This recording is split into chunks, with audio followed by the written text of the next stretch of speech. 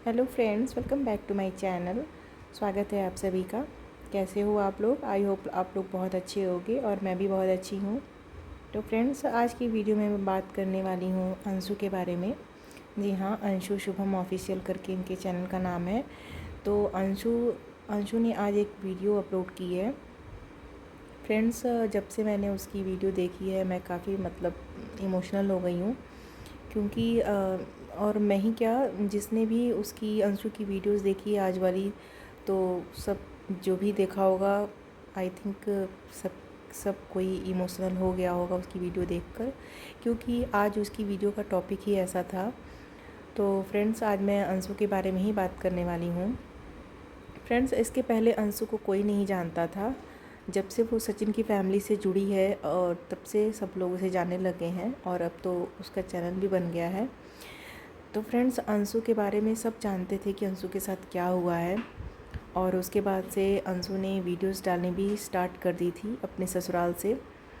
और कुछ दिनों से अंशु जब से ससुराल गई है और जब से उसने अपनी ससुराल से वीडियोस अपलोड की है, सास को लेकर, देवर को लेकर, हस्बैंड को लेकर, तब से कहीं ना कहीं उसे हेट मिलने लगी थी थोड़ी सी, क्योंकि उसके बिहेवियर को लेकर और उसके जो भी बोलने का तरीका है, उसके रहने का तरीका है, इसको लेकर पब्लिक उसे काफ़ी हेट कर रही थी। उसे काफ़ी बोल रही थी कि उसे ऐसा नहीं करना चाहिए, वो जानबूझकर ऐसा करती है, और उसे काम ना करना पड़े इस वजह से ऐसा करती है, और उसे सास को ऐसा नहीं बोलना चाहिए, उसे देवर को ऐसा नहीं बोलना चाहिए, उसे ऐसे रहना चाहिए।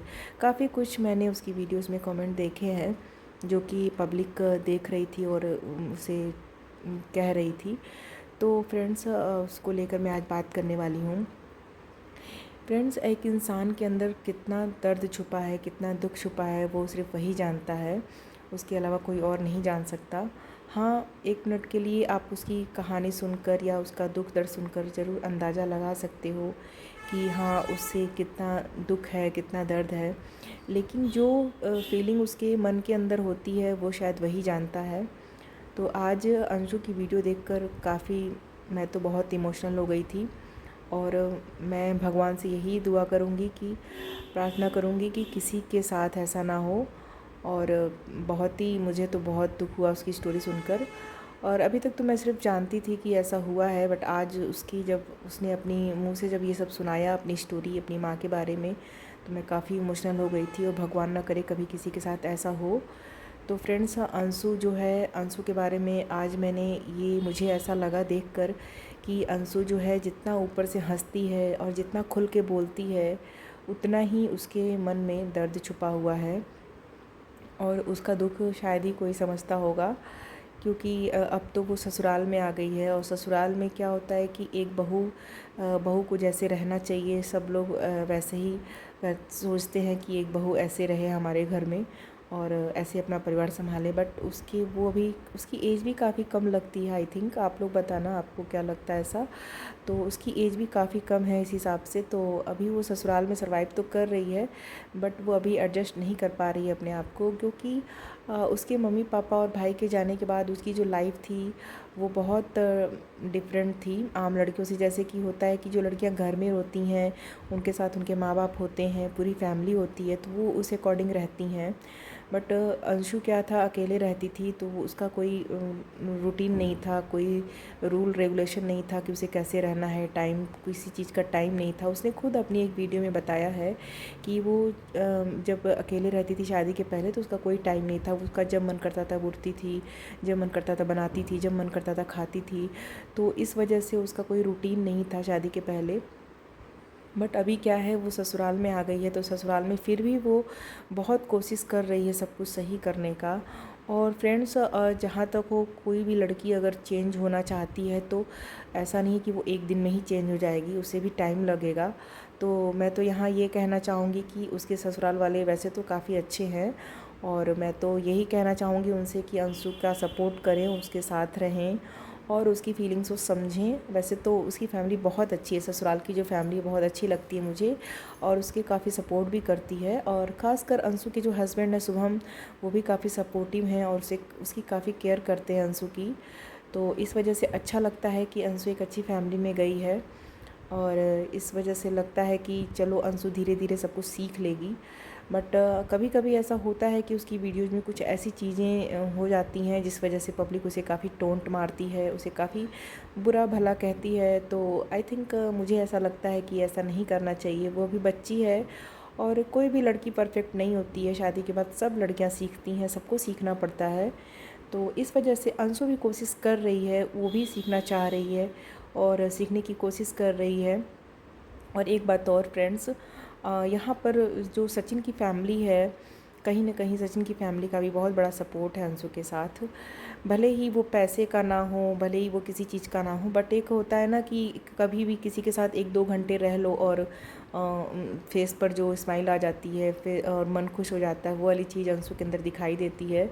तो अंशु जब भी मतलब सचिन की फैमिली से मिलती है, चाहे वो मनीषा हो गई या फिर रंजना हो गई या फिर सचिन हो गया या फिर प्रिंस हो गया, किसी के साथ भी मिलती है तो उसके चेहरे पर एक अजीब सी स्माइल आ जाती है, वो काफ़ी खुश दिखती है। तो ऐसा लगता है कि कहीं ना कहीं अंशु की फ़ैमिली तो नहीं है, खुद की फ़ैमिली तो नहीं है, लेकिन सचिन की जो फैमिली है उसके साथ उसकी बॉन्डिंग, अंशु की जो बॉन्डिंग है काफ़ी अच्छी है। और मुझे तो देखकर ऐसा ही लगता है। आप लोग को कैसा लगता है बताना कमेंट में। तो जो भी अंशु की शादी हुई, अंशु ने ये भी बताया कि उसके रिलेटिव कैसे थे। काफ़ी लोगों ने कमेंट किया है उसकी वीडियोस में कि उसने अपनी शादी में उसके जब रिलेटिव थे तो अंशु ने क्यों नहीं बुलाया, अंशु का बिहेवियर अच्छा नहीं है, इस वजह से अंशु का किसी से बनता नहीं था, इस वजह से अंशु ने नहीं बुलाया किसी को। तो फ्रेंड्स, उसका उन इन सब चीज़ों का भी जवाब अंशु ने अपनी वीडियो में दिया है कि उसके जो रिलेटिव जितने भी थे वो उसे पसंद नहीं थे, उनकी जो हरकतें थी वो उसे पसंद नहीं थी। इस वजह से अंशु किसी के साथ भी अपना संबंध नहीं बना रखी थी और इसी वजह से उसने शादी में किसी को नहीं बुलाया। तो ये उसका अपना डिसीजन है, क्योंकि माँ बाप के जाने के बाद ही पता चलता है कि कौन अपना है, कौन रिश्तेदार अपना है, कौन नहीं है और कौन कितना सगा है। तो यहाँ पर सचिन की फैमिली कुछ भी कहो आप, बट अंशु के साथ थी। और किसी भी लड़की की शादी करना, मानती हूँ कि बहुत लोगों ने बोला है कि सचिन की फैमिली ने व्यू के लिए शादी किया, ठीक है, मानती हूँ, चलो ठीक है, व्यूज़ बहुत आए अंशु की शादी को लेकर, लेकिन फिर भी एक लड़की की शादी का जिम्मेदारी उठाना बहुत बड़ी बात होती है। आप व्यूज़ तो बात की बात थी, बट एक शादी को लेकर अपने आप को ज़िम्मेदार बनाना कि हाँ एक बेटी की शादी करनी है अपने घर से, अपने दम पे और अपने फैमिली के सपोर्ट से, तो वो काफ़ी बड़ी बात होती है। तो यहाँ मुझे लगता है कि सचिन की फैमिली ने काफ़ी सपोर्ट किया अंशु को। और अंशु की शादी के बाद भी ये लोग कांटेक्ट में रहते हैं एक दूसरे के। तो इस वजह से अंशु को कभी ऐसा नहीं लगता होगा कि हाँ मेरा कोई नहीं है ससुराल के अलावा। तो इस वजह से मुझे लगता है कि अंशु को सचिन की फैमिली के साथ वो काफ़ी खुश रहती है। और हाँ, एक बात और, अंशु को लेकर सचिन की फैमिली को भी काफ़ी ट्रोल किया जाता है हर बात में। और अभी 2-3 दिन पहले तो नहीं, हाँ अभी एक दिन पहले सचिन की मम्मी को भी काफ़ी ट्रोल किया जा रहा था गिफ्ट्स को लेकर कि वो दुबई से आई हैं तो अंशु के लिए कुछ नहीं लाई हैं। फ्रेंड्स, कोई भी जो पब्लिक कमेंट करती है वीडियोस में, वो सिर्फ 5 मिनट या 6 मिनट की वीडियो देखकर अंदाज़ा लगा लेती है कि क्या है क्या नहीं है। और उसी के बेस पे इतने कमेंट्स आ जाते हैं कि आदमी परेशान हो जाता है कि पहले पूरी बात तो जान लो फिर आप कमेंट करो कि क्या है क्या नहीं है। तो यहाँ पर भी अंशु को लेकर काफ़ी ट्रोल हुई हैं सचिन की मम्मी। और कभी कभी सचिन को या फिर प्रिंस को या फिर मनीषा को या फिर रंजना को, चारों को ही ट्रोल किया जाता अंशु को लेकर कि वो उन्होंने अंशु को इग्नोर किया, उन्होंने अंशु के साथ ऐसा किया। तो ये सब चीज़ें पब्लिक काफ़ी गौर से देखती है कि अंशु को अगर उन्होंने कन्यादान किया है, अंशु की शादी की है, तो वो लोग अंशु का ध्यान रख रहे हैं कि नहीं, अंशु के लिए सब कुछ इक्वल कर रहे हैं कि नहीं।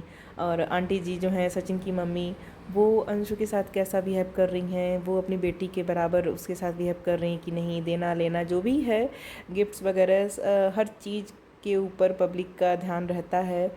तो वो तो रहेगा ही, क्योंकि ये लोग डेली ब्लॉग करते हैं और सारी चीज़ें दिखाते हैं, तो वो तो पब्लिक देखेगी ही और उस पर कमेंट भी करेगी। तो यहाँ मैं बस एक बात कहना चाहती हूँ कि प्लीज़ अंशु को कुछ भी बुरा भला मत बोलिए, वो जैसी भी है। हाँ, थोड़ी बहुत कमियां हैं उसके अंदर, मैं भी देखती हूँ, बट उसको इग्नोर कीजिए। और उसे कुछ भी बुरा बोलने से पहले आप उसके दुख को समझिए, उसके दर्द को समझिए जो अभी तक उसके मन में है। और जो भी है वो कोशिश कर रही है ससुराल में रहने की, और मुझे लगता है कि वो सर्वाइव कर भी लेगी ससुराल में और सब कुछ सीख जाएगी बहुत जल्दी। तो यहाँ पे अंशु के लिए मैं यही बोलूँगी कि अंशु आप अपनी लाइफ में खुश रहो और हमेशा मुस्कुराती रहो। और बस यही आज की वीडियो में बस इतना ही। और मेरी आज की वीडियो आप लोगों को कैसी लगी प्लीज़ बताइएगा। अच्छी लगी हो तो लाइक करिएगा और मेरे चैनल पर अगर आप नए हो तो सब्सक्राइब करिएगा मेरे चैनल को।